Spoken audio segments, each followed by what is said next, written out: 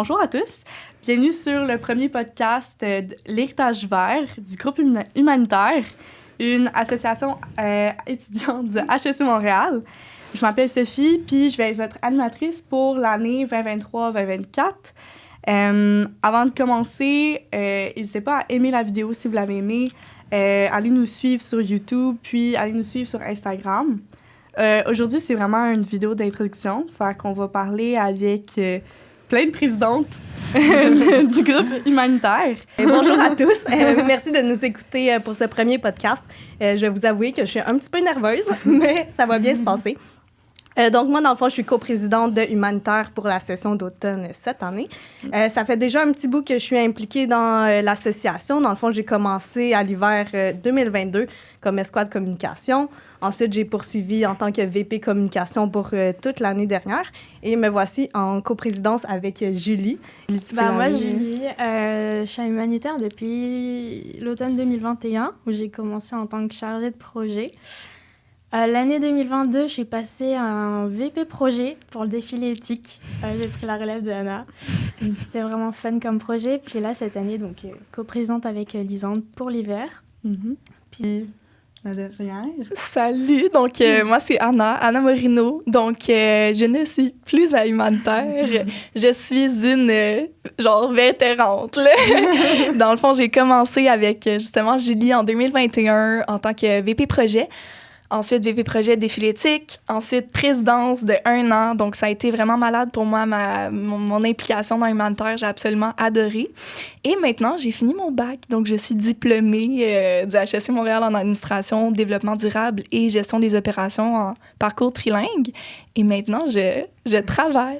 Donc, je vais vous en dire un peu plus, mais je travaille dans le fond en tant que chargée au développement des affaires chez Retourne-y. En fond, je voulais savoir aussi... qu'est-ce que le comité t'avait apporté vraiment sur un plan professionnel, sur un plan personnel? Je sais pas si il y a des choses qui se sont... Si tu penses que grâce à Humanitaire, ben il y a eu des opportunités qui se sont ouvertes, ou peut-être pour Retourne-y, ou je sais pas. Absolument, absolument. Ça me ferait plaisir d'en parler plus. Dans le fond, tu sais, c'est vraiment Humanitaire. On travaille, dans le fond, à sensibiliser vraiment les jeunes au niveau, dans le milieu des affaires, dans un milieu super commerce et monde des affaires à HEC Montréal. Donc, c'est sûr, ça peut paraître super difficile de trouver un emploi justement en développement durable ou juste en innovation sociale. C'est quand même un grand monde, là, tout ce qui est entreprise sociale et à but non lucratif et autres. Donc, vraiment, ça m'a apporté de l'expertise puis de l'expérience, dans le fond, de s'impliquer au niveau de gérer des gros projets comme le défilé éthique. Donc, c'est des gros budgets à gérer, L'événementiel à Montréal, pour ceux qui connaissent un peu, c'est un peu stressant. Donc, c'est sûr, ça aide à gérer toutes ces aptitudes-là. Puis je pense vraiment que c'est surtout le cocktail de réseautage qu'on a développé l'année dernière. Donc, c'est un nouveau cocktail qu'on a voulu faire par les étudiants, pour les étudiants.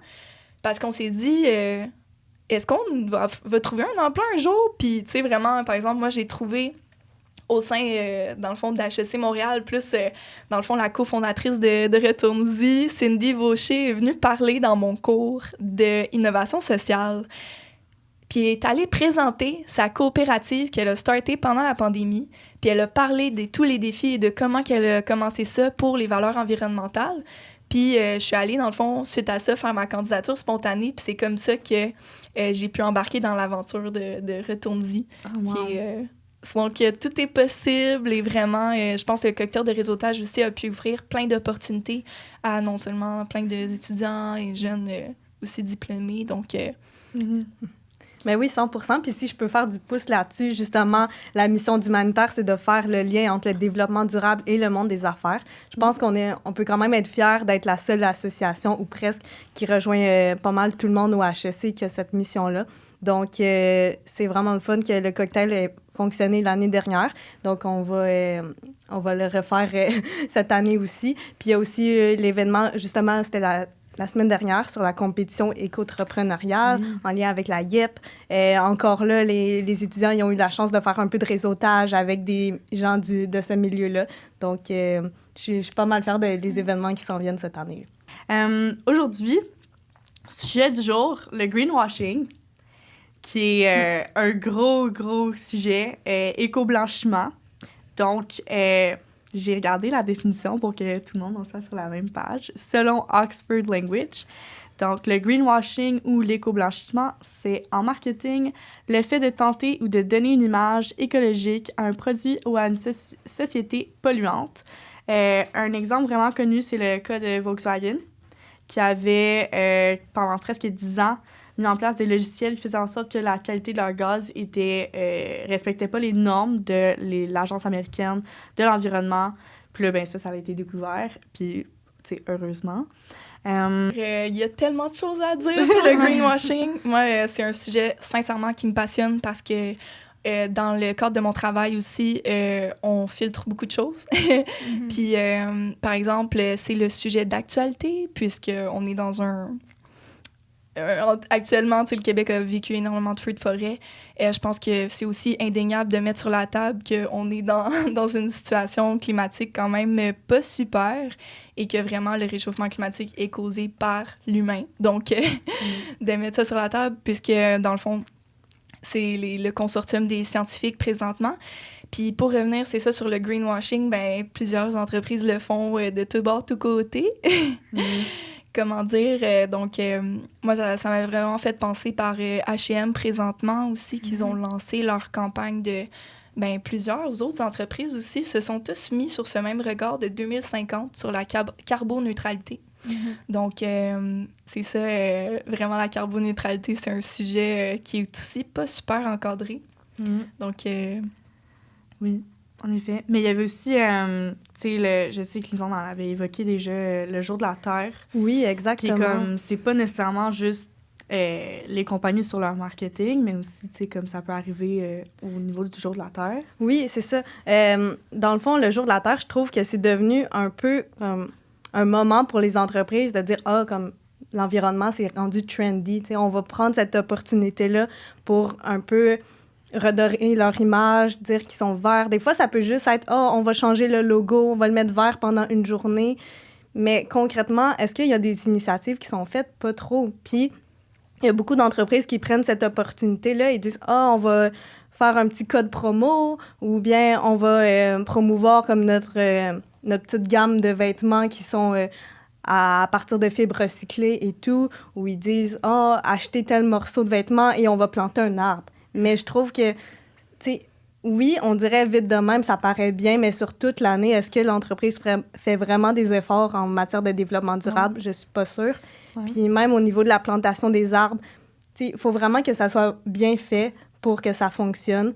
Puis souvent, je trouve que c'est plus des paroles en l'air, puis peu d'actions concrètes. Puis pas juste ça, c'est qu'ils nous encouragent à consommer encore plus quand, tu sais, comme...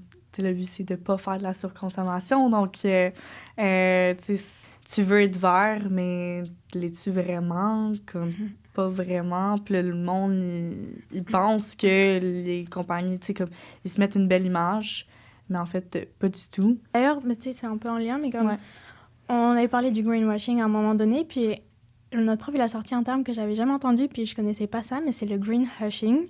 Puis en fait, c'est juste le fait que il y a tellement de greenwashing que les entreprises, quand elles font des bonnes actions pour l'environnement et tout, elles vont juste le faire sous silence parce qu'elles vont avoir peur comme que les personnes les accusent de faire du greenwashing.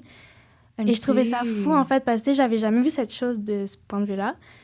Et je me suis dit, mais à quel point c'est rendu grave quand même. Puis, tu sais, je trouve ça tellement poche parce que je trouve que les entreprises, c'est celles qui ont un impact. Puis quand tu fais quelque chose de positif, ça aussi impacte les autres à changer, puis à modifier leur comportement pour avoir des répercussions plus positives. Ouais. Et je me suis dit, c'est fou en fait que, il y a des entreprises qui en arrivent à là.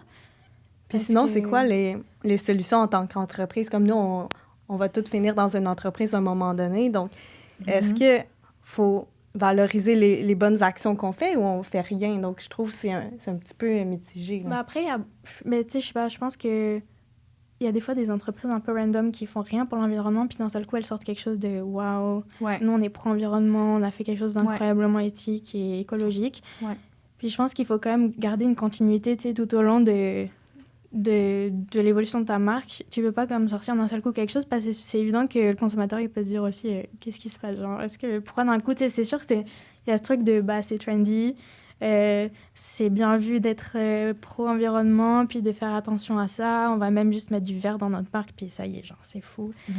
Mais ça, planter des je arbres pense sur quand notre même que terrain. c'est bien, mais il faut faire les choses petit à petit, puis l'intégrer, parce que c'est sûr, à long terme, tout le monde devrait l'intégrer, mais comme l'intégrer intelligemment, progressivement, puis juste pas l'utiliser pour faire plus de cash. Mais je pense que c'est difficile quand que, une compagnie n'a pas été fondée sur le fait que c'est vert. Tu sais, comme quand les compagnies, ça fait des années qu'ils sont là, ils doivent s'adapter. Puis c'est vrai que ceux qui veulent pas, justement, être vus comme du greenwashing, puis qui veulent s'adapter, peuvent se faire regarder tout croche s'ils font mal. Puis, tu sais, avec les réseaux sociaux aussi, là, c'est tellement facile de se faire canceller aujourd'hui. Là, Après, peu importe, tu vas te faire critiquer. Mais c'est ça. Mais oui. Je trouve ça dommage quand même.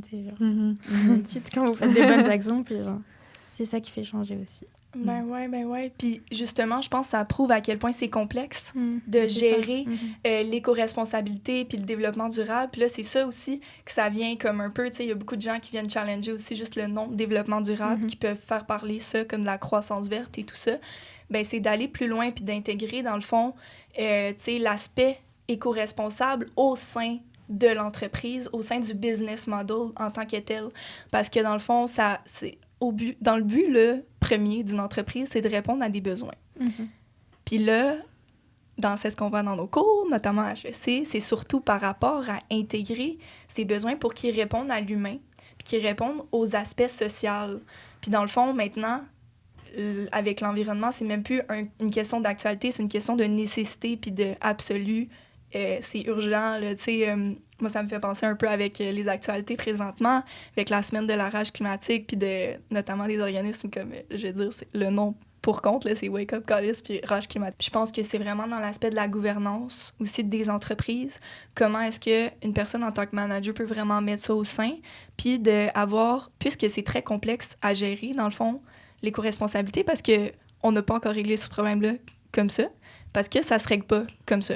Donc, c'est ça, c'est d'y aller petit peu par petit peu, puis de construire ça dans sa complexité, puis justement d'en parler aussi avec d'autres gens, parce que c'est pas juste une personne au sein d'une entreprise qui peut gérer ça, c'est dans la discussion, tu sais, vraiment, puis c'est aussi surtout de la gestion du changement. Ça, c'est comme un sujet énorme, parce que les entreprises, grandes entreprises comme H&M, c'est énormément des grandes institutions qui souhaitent justement être carboneutres pour 2050. Puis par exemple, tu sais, eux, ils veulent même être plus que carboneutres.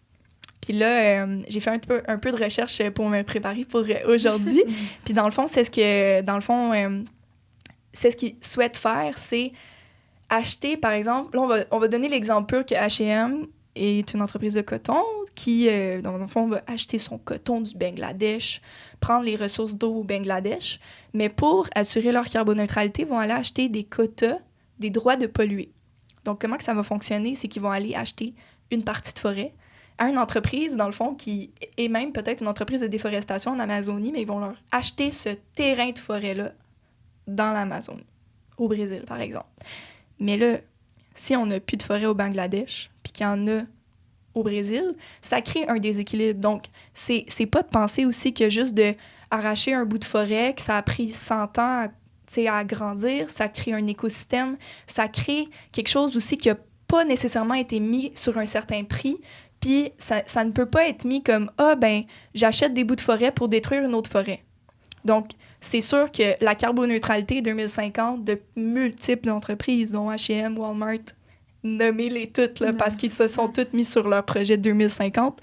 Il faut vraiment regarder ça d'un point de vue très critique, puis de pratiquer notre esprit critique lorsqu'on voit des entreprises comme ça. Parce que, sincèrement, je sais pas qu'est-ce que vous en pensez là, de ce déséquilibre. T'sais, c'est comme l'île de Madagascar a subi énormément de déforestation, mais ça crée des sécheresses, ça crée des inondations. Les arbres sont tellement sains puis nécessaires pour notamment des îlots de chaleur dans Montréal que ça peut pas juste être comme mis du point de vue de regard que telle chose peut Donc, il n'y a pas de balance. Puis ça s'appelle plus de la soutenabilité faible plutôt que de la soutenabilité forte, qui est plus comme, on va dire, des choses qui sont intégrées dans le business model ou, par exemple, tu sais, de la soutenabilité forte, c'est comme de vraiment réduire à la source les déchets ou de vraiment intégrer de la recyclabilité, tu sais, que ça soit... Il y a plein d'exemples d'entreprises, là, mais ouais.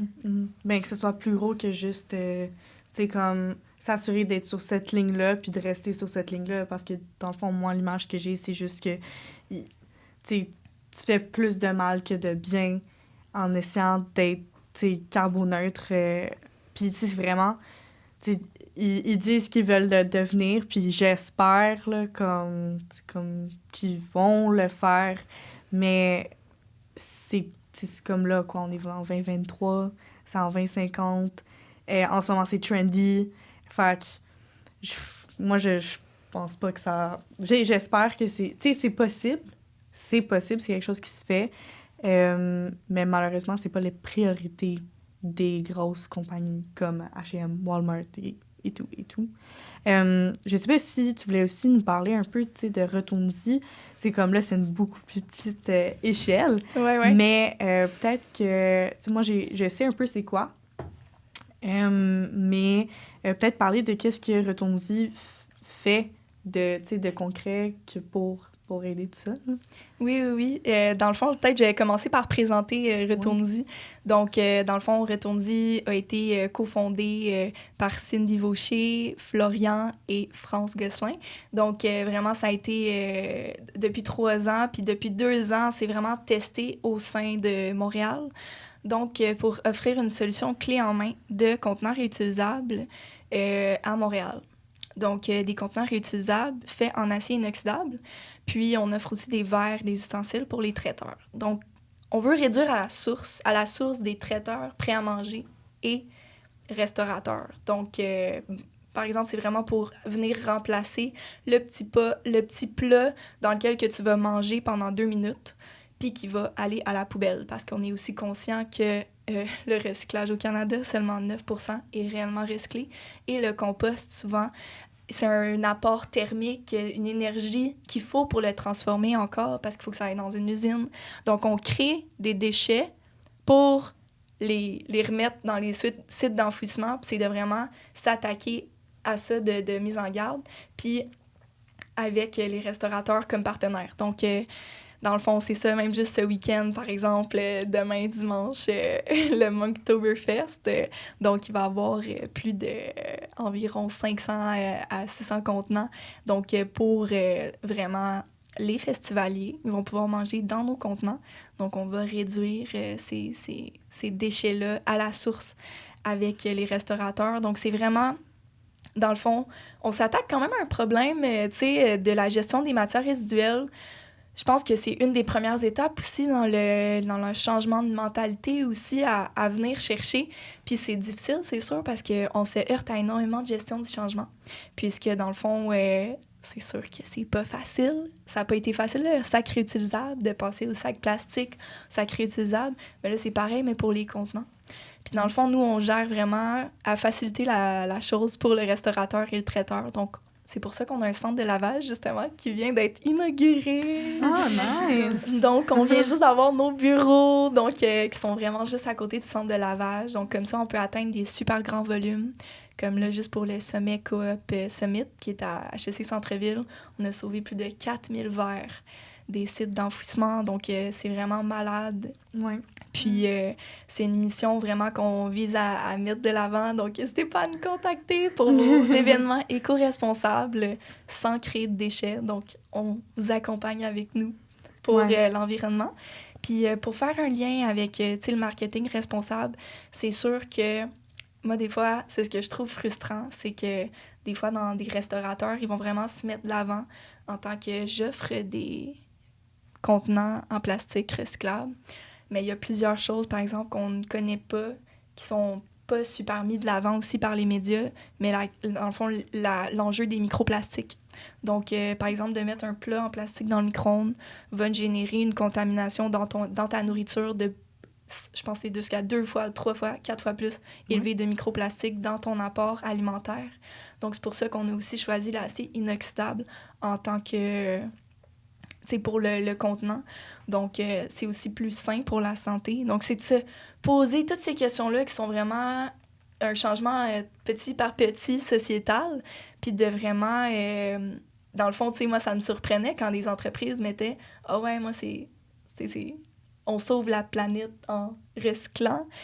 Mais c'est que aussi, il faut se poser la question, est-ce que encore le recyclage est d'actualité? Parce qu'on se met un peu face au déni là-dedans, au Québec, là, que le recyclage, ben il faut aussi réduire à la source. Pourquoi est-ce qu'on crée des déchets, dans le fond? Puis de se questionner là-dessus, c'est sûr, c'est de voir comment des entreprises s'affichent par rapport à ça, puis de vraiment se diversifier. Moi, je me dis, il faut juste pousser le raisonnement. Tu sais, on a appris les 5 pourquoi. Ben, pourquoi je crée ce produit? Pourquoi, comme, OK, est-ce qu'il va être recyclé? Pourquoi? Puis de tout le temps se questionner pourquoi, puis d'aller au fond du truc, puis se dire, hey, dans 50 ans, est-ce que, genre, mon produit va être encore d'actualité? Parce que je pense aussi HEC va encourager énormément d'entreprises à se créer de l'entrepreneuriat, mais c'est de se demander, est-ce que c'est valable aussi pour, dans le fond, les générations futures, puis avoir un Québec sain et avec des belles forêts. Ouais. Mais ça me fait penser aussi, comme, à côté, tu sais, créer des entreprises, c'est le fun, tu sais, moi, je trouve ça super beau, c'est l'entrepreneuriat, mais après, c'est comme, c'est touché quand c'est des produits qu'on n'a pas nécessairement tout le temps de besoin, c'est comme, tu sais, je suis vraiment pas un exemple, mettons, pour les bouteilles d'eau, et moi, mon fun fact, au début de l'année, c'était que j'ai une collection de 17 bouteilles d'eau chez nous. Comme des bouteilles d'eau, je pense qu'il y en a en masse sur le marché. Puis je trouve ça fou encore, en tout cas, qu'on offre tout le temps des bouteilles d'eau, puis c'est des bouteilles d'eau en plastique, qui, oui, c'est réutilisable, mais ta bouteille d'eau est quand même en plastique, puis à un moment donné, ben, elle va finir aux poubelles. Fait que ça aussi, c'est comme du greenwashing de faire comme ton produit, il est vert, mais il est fondamentalement pas très vert. Les contenants retourne-y, quand ça s'applique aux restaurateurs ou aux prêts à manger, c'est une consigne. Donc, on incite vraiment le consommateur à ramener le contenant, puisqu'il peut être utilisé de manière infinie. Puis c'est aussi pensé dans le cycle de vie que l'acier inoxydable, évidemment, il va être réutilisé dans son entièreté. Puis, dans le fond, c'est ça, c'est une consigne de, dans le fond, 9 $ que tu peux aller demander un peu partout sur notre réseau. Donc, je vous invite à voir notre site web sur le point de réseau de Retourne-y. Vous pouvez manger dans des contenants réutilisables à Montréal. Puis, dans le fond, si je ne l'ai pas mentionné... Retourne-y, c'est une coopérative de solidarité. Donc, c'est une super belle, dans le fond, manière alternative aussi d'avoir une entreprise. Je pense, des fois, ça peut être super intéressant de voir plus ça aussi à HEC. Moi aussi, de me mettre là-dedans, tu sais, dans l'univers des belles entreprises sociales. Puis à but non lucratif, c'est vraiment intéressant. Puis, dans le fond, c'est ça, là, c'est vraiment... Julie, je te lance la balle. Je sais pas si y a un sujet en particulier que tu voulais adresser, qu'on n'a pas encore adressé. Ben, tu sais, je pouvais rebondir sur quand tu parlais de tes bouteilles d'eau. Oui. Parce que, tu sais, récemment, j'ai pas mal, tu sais, genre, j'ai écouté des podcasts, j'ai un peu regardé la presse et tout. Et vraiment, récemment, j'ai vu des choses qui disaient comme quoi que finalement, tu sais, quand tu prends justement le cycle de vie du produit de la bouteille d'eau en plastique à usage unique, et bah, ça pouvait être mieux sous certaines conditions qu'une gourde, par exemple, en inox, tu vois. Et je me suis dit, attends. Non, parce que pour moi, une gourde, tu la réutilises. Donc, c'est sûr que si tu as une gourde que tu utilises tous les jours, que tu n'achètes pas de bouteille d'eau à côté, dans le fond, à long terme, c'est évident que ça va réduire ton impact. Mais ce que j'ai vu aussi, c'est que mais les bouteilles d'eau, c'est quand même beaucoup plus facile à produire. Elles nécessitent moins d'énergie que, par exemple, l'inox. Et surtout, l'inox isotherme. Parce qu'en fait, je ne savais pas du tout, mais j'ai découvert que c'était seulement produit en Chine. Donc, c'est-à-dire que peu importe où tu achètes ta bouteille, tu sais, si c'est isotherme, il y a eu un transport. C'est ça. Ouais. Puis là, c'est encore un autre level de à quel point, tu sais, il faut, sur le long terme, attendre que tu utilises ta gourde assez pour que ça compense, entre guillemets, l'empreinte de ta bouteille en plastique, ce que je trouvais fou parce que moi, je suis pro-gourde, puis même quand il y a des gens à HEC qui ont des bouteilles d'eau encore, je suis genre, ça n'existe plus, tu vois. Ça n'existe plus d'avoir une bouteille d'eau. Et je trouvais ça assez fou, et j'ai remarqué que c'était aussi le cas pour les sacs en plastique, qui en fait, que ce soit en papier, que ce soit des sacs compostables, le sac le meilleur qui reste, c'est le sac en plastique, en fait, jetable, et que même réutilisable, encore une fois, sur le cycle de vie à long terme, on s'entend, mais que même le sac réutilisable, en fait, ça dépensait beaucoup plus d'énergie, puis notamment en coton, où là, c'est une catastrophe, parce que ça consomme beaucoup trop d'eau, de pesticides et tout. Fait que c'est juste ça, j'étais un peu choquée quand j'ai vu ça. Je me dis, mais c'est quoi finalement la solution? Parce qu'il y a beaucoup de choses, je trouve, qui sont mises en place pour justement... Et moi, je trouve ça correct aussi et bien, il faut changer nos comportements, mais d'enlever toutes ces choses à usage unique, surtout en plastique, quand t'apprends qu'au final, même un sac en papier, c'est plus... Ouais, toutes les tote bags, là. Les tote bags, c'est une catastrophe. C'est ça, qui sont devenus super trendy maintenant. Et tu vois, il y en a partout. C'est des choses que tu accumules chez toi, t'en as plein. Oui. Puis c'est comme, même en Réligourde, t'en as toujours plusieurs. Mais dans le fond, j'ai été surprise d'apprendre ça. Puis si je peux faire un petit lien avec le HEC, là, j'ai participé des fois à des petits cocktails de réseautage. Ben, je parle pas de le nôtre, là, mais dans d'autres cocktails et tout. Puis à chaque fois que tu vois un kiosque d'une compagnie, ils vont te donner la merch. Des goodies. Oui, c'est ça. Oui. Ouais, donc, comme la dernière fois, là, j'y allais des fois juste pour prendre des petites affaires, mais j'aurais pas dû. Tu sais, ils te donnent à chaque fois une bouteille d'eau, un crayon, un cahier, des sacs, comme on dit, des tote bags, mais c'est pas nécessaire. Puis encore là, je trouve que, tu sais, il faut réduire ça à la source. Puis je pense pas que c'est des trucs qui devraient attirer les étudiants, mais malheureusement, je suis un petit peu tombée dans le piège. Mais je trouve que c'est quand même un peu néfaste, là. Sur toute l'image de l'entreprise, ça incite à la consommation dès le départ, avant même d'être entré dans cette entreprise-là. Exactement. Puis ça, c'est souvent des budgets qui sont déjà prévus dans les grandes entreprises. Puis c'est aussi, ils veulent retenir justement dans les réseautages des talents puis tout ça. Mais c'est vraiment de se demander, est-ce que c'est nécessaire de créer ça quand on sait que les gens vont l'utiliser 30 secondes, puis qu'après ça, est-ce qu'il va être réellement mis au bout? Puis tu sais, je pense qu'il y a tellement de trucs utiles qui peuvent être aussi faits de ces trucs, de ces petits merch-là, ces goodies-là. Puis pour rebondir aussi, tu sais, sur le plastique, dans le fond, c'était dans mon cours aussi de sustainability et... comment ça s'appelle encore, là? Sustainability, puis développement. Dans le fond, on a vu aussi le management. C'est ça, moi, j'ai le cours en français. Mais c'est ça. Moi, c'était en anglais. Puis dans le fond, c'est ça, il y avait sur l'aspect, dans le fond, plus scientifique de l'apport énergétique de création de la gourde en plastique. Dans le fond, puis de la création de, dans le fond, ton sac à usage unique en plastique.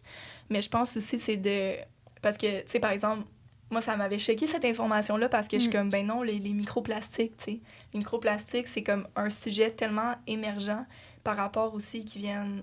Tu sais, on en a trouvé l'équivalent, je pense, dans une semaine, que dans notre corps, c'est l'équivalent d'une carte de crédit. Ouais, une carte de crédit. C'est ça, on connaît pas encore ces effets-là parce qu'on n'a jamais eu autant de plastique autour de nous dans la vie. Puis je pense aussi, c'est qu'il y aura plein de recherches qui sont en train déjà de sortir tranquillement, pas vite. Notamment pour les femmes, ça vient dérégler le système endocrinien et hormonal. Donc, ça peut avoir vraiment des conséquences. Puis même, ils trouvent des microplastiques dans les placentas. Ouais. Donc, je pense que ça peut être vraiment choquant. Mais c'est sûr, tu sais, c'est de ce point de vue-là, de se demander, il faut réutiliser vraiment au maximum. Puis de réutiliser les objets qu'on utilise. Tu sais, je pense aussi, comme l'inox peut apporter aussi certains bienfaits par rapport, tu sais, à la chaleur, par exemple, dépendamment de qu'est-ce que tu veux boire dans ton contenant. Mais c'est ça, tu sais, de réutiliser à la base, puis de déconstruire, tu sais, ces idées par rapport à l'usage unique. Je pense que c'est ça aussi que peut-être toutes ces entreprises qui donnent des merch, qui donnent des trucs, de déconstruire l'usage unique puis de vraiment réutiliser à la source puis de penser autrement. Puis je pense que c'est ça aussi la gestion du changement, c'est déconstruire ces idées puis dire aussi que des entreprises peuvent faire mieux puis de rebondir. C'est ça. C'est beau de tout élever les problématiques, mais moi, j'aimerais ça qu'on sorte de là avec comme des solutions qu'on a trouvées. vous avez trouvé. Collectivement. Ouais. Tu sais, mettons, là, je vois limiter ses achats, puis la fameuse question, en as-tu vraiment besoin? C'est pas nécessairement au niveau... Tu sais, c'est une question qu'on se pose pour économiser de l'argent, mais c'est aussi une question qui peut se poser quand on veut être plus responsable, éco-responsable. Fait que ça, c'en était une grosse. Je sais pas si... Ben sinon, en lien avec le greenwashing qu'on a parlé vraiment plus en détail avant, je pense que l'idéal, ça serait vraiment de s'informer. Comme Anna l'a dit, oui, H&M a un objectif carboneutre d'ici 2050, mais qu'est-ce qu'ils font concrètement? Est-ce que ça va être réalisable? Donc, je pense que c'est vraiment de faire ces recherches, puis d'encourager les entreprises qui sont éco-responsables, mais du début à la fin. Donc, autant au niveau des approvisionnements que sa chaîne de distribution, donc, et son produit en tant que tel. Je pense que c'est vraiment de se tenir au courant de tout ça.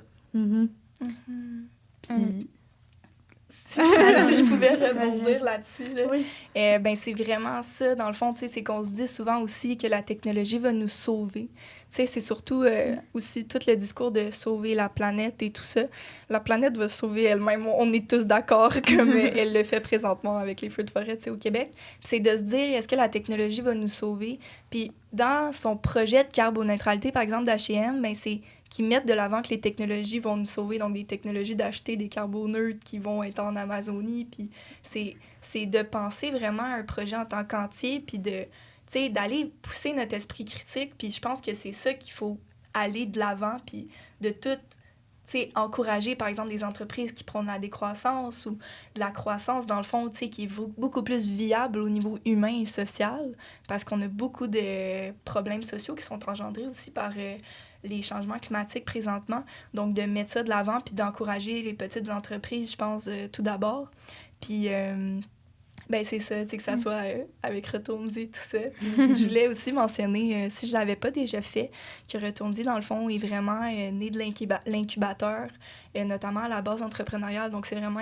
Ça a été co-créé, par des étudiants. Non, Cindy Vaucher qui était à HEC Montréal. Donc, d'autant plus qu'HEC Montréal encourage ses propres entrepreneurs. Ça serait encore plus malade. Là. Donc, c'est de le faire au maximum puis d'aider les petites entreprises. Il y en a beaucoup des multiples, ou que ce soit même des organismes. Je pense l'organisme Le 7 à nous, notamment qui sont à Pointe-Saint-Charles, donc avec le bâtiment 7, qui a été un bâtiment incroyable co-créé par des individus, pour les individus. Donc, je vous invite à regarder ça, c'est super intéressant. Donc, ça, c'est tous aussi des pratiques qui sont beaucoup plus, mettre de l'avant, s'inspirer des projets qui sont faits présentement, puis d'aller regarder, c'est ça, là, à la base. T'sais, aussi, l'instinct nous le dit, là. C'est un peu de l'éthique, là, de dire, hey, cette entreprise-là, qu'est-ce que ça leur apporte pour eux, t'sais? OK, on va peser les pour et les contre, puis, c'est sûr d'encourager le local. C'est super bien aussi, quand on n'est pas sûr de quelle entreprise choisir. Ouais. Que, c'est sûr, avec l'inflation, c'est tough de faire des choix aussi éco-responsables, mais je pense qu'au final, ça nous apporte à nous-mêmes dans l'économie, dans la circularité, de l'économie qui est quand même petite québécoise. Là, donc, ouais. Puis Julie, je sais pas si tu voulais compléter. Ben, tu sais, genre juste rapidement, dans le fond, peut-être nous, en tant qu'individus aussi, je pense quand même qu'en général, il faut avoir une prise de conscience un peu, tu vois, puis faut le vouloir, tu sais, ça demande quand même des efforts malgré tout, tu sais, de faire attention à tout ça. Je pense quand même qu'il y a des gens qui, puis c'est correct ou pas, on le verra par la suite, mais préfèrent vivre dans le déni encore. Puis je sais aussi que ça crée beaucoup d'éco-anxiété à beaucoup de personnes, tu vois. Ouais. Mais je pense juste qu'en général aussi, même quand toi, tu sais, tu parlais de ton traiteur, c'est sûr que c'est pas un réflexe, c'est genre ça, on a toujours fait nos choix comme ça. C'est pour ça que, tu sais, ça demande quand même un effort de dire, ben non, attends, il faut quand même que, tu sais, je me renseigne un peu sur ce que je fais, sur ce que je consomme. Est-ce que finalement, tu sais, remettre en question aussi un petit peu ton mode de vie depuis toujours. Et je sais aussi que tu sais, quand tu vis tout seul, c'est plus facile aussi de comme, faire tes choix. Tu sais, moi, quand je vis aussi chez mes parents, il y a plein de choses que j'avais pas forcément vraiment d'appui là-dessus. Mais tu sais, c'est aussi quand tu commences à être un peu indépendant puis à faire tes propres choix, vraiment, c'est plus simple aussi. Oui.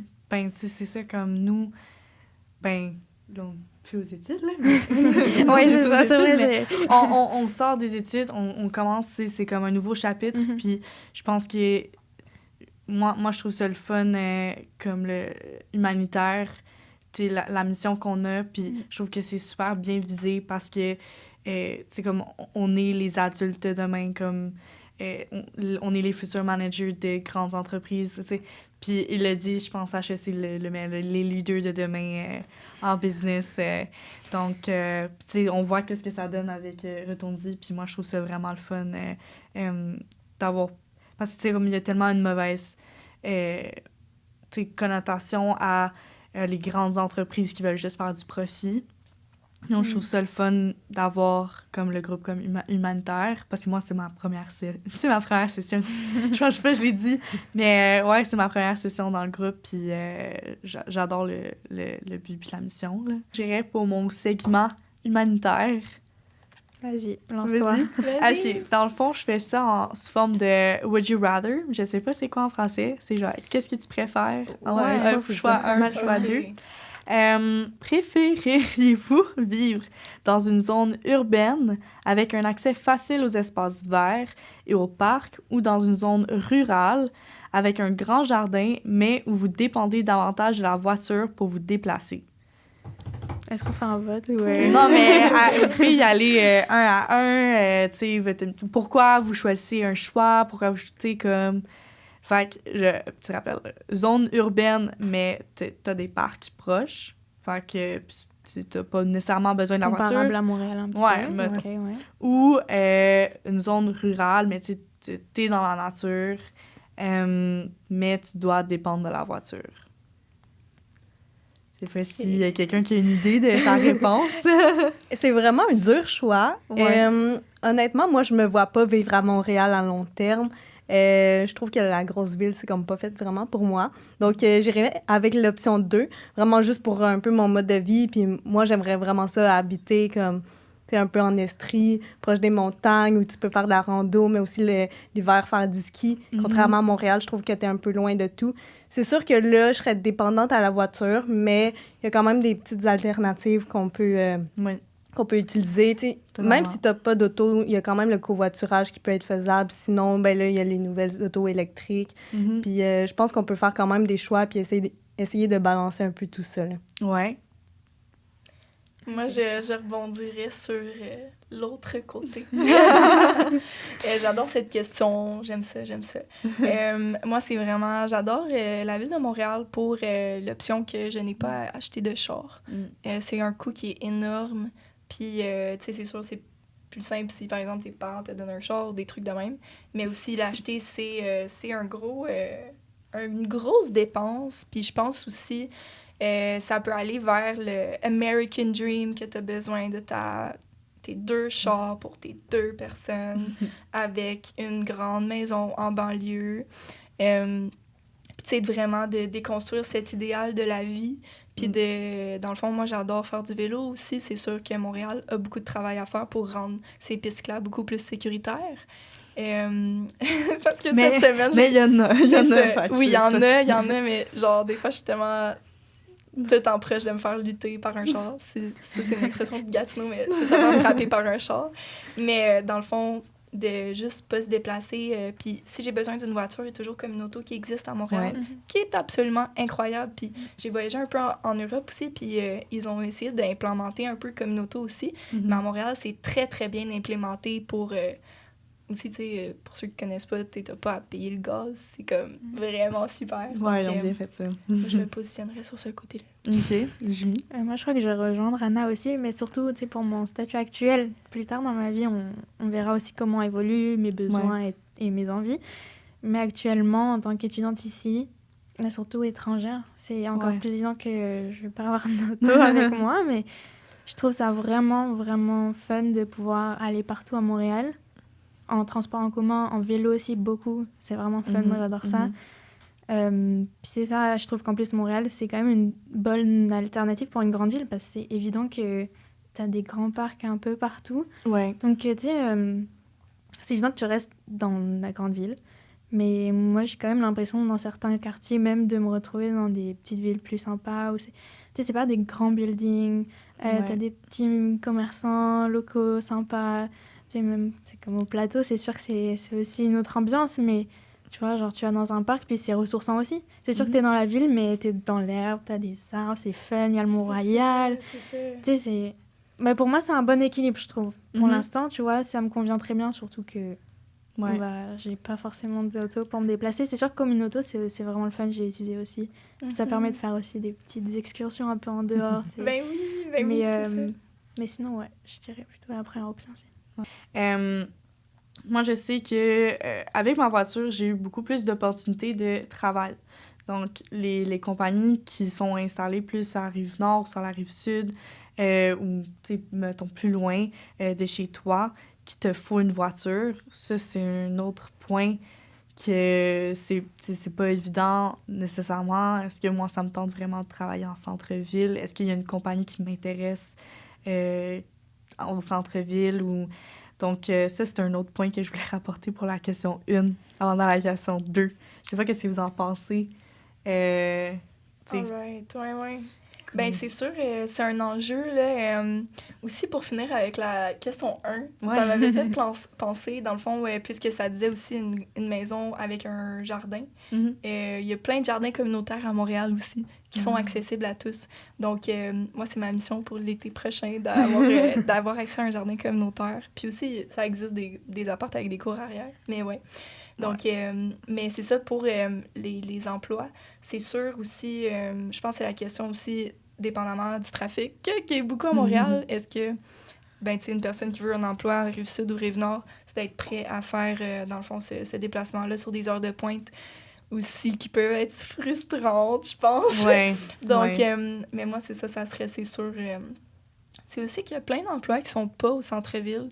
Tu sais, je pense que c'est sûr les grandes entreprises peuvent être plus au centre-ville, mais ça peut t'apporter aussi, tu sais, une super belle vue sur Montréal. Tu sais, je pense à certaines tours près de Place d'Armes, là, qui sont super belles. Puis c'est aussi plein de belles entreprises. Donc, c'est sûr, moi, je reste... Donc, si vous avez aimé notre podcast d'introduction, n'hésitez pas à aimer la vidéo, à nous suivre sur YouTube. Aussi, vous pouvez nous suivre sur les réseaux comme Facebook, Instagram, à commercial, groupe, petite barre en bas, humanitaire. Puis humanitaire, T-E-R-R-E. Je sais pas si tu veux plugger aussi. Oui, donc je vous invite à nous suivre. Là, dans le fond, c'est Retourne-y. Donc, sur les réseaux, Facebook, Instagram, LinkedIn, you name it. N'hésitez pas à me contacter si vous voulez organiser un événement éco-responsable, purement éco-responsable. Donc, n'hésitez pas. Puis, on fait des gros volumes et tout ça. Donc, ou juste si vous voulez nous parler de nous, juste nous poser des questions, ça nous fait super plaisir. Donc c'est @retourne-y. Ouais. Puis, il y a le site web aussi, retourne-y.ca. Puis, ça s'écrit RETOURNZY. Vu que c'est des contenants retournés qui retournent à nous. Ben oui. Parfait. Ben merci les filles. Merci à vous de me recevoir. C'est super gentil.